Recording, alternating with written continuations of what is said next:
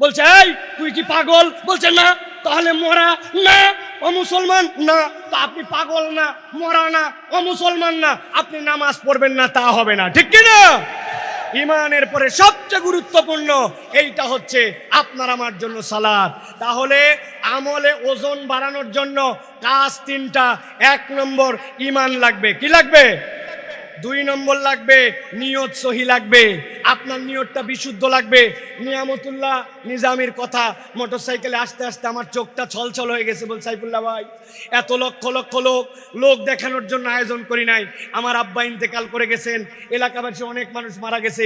একটা লোক যদি দোয়া করে, আমার বাপ যদি সেখান থেকে নিষ্কৃতি পায়, আর মানুষ যদি কোরআনের বার্তা নিয়ে কোরআনের পক্ষে বাড়িতে যায়, আমার আয়োজন সফল ভাই, একটু দোয়া করবেন। নিয়ামতুল্লাহ যদি মনে করতো অনেক টাকা দিছে, দেখ কত বড় আয়োজন করি, আয়োজনের 1 পয়সাও দাম নাই। এই জন্য আমলটা লাগবে ইখলাসের সাথে আল্লাহর জন্য, ঠিক কি না?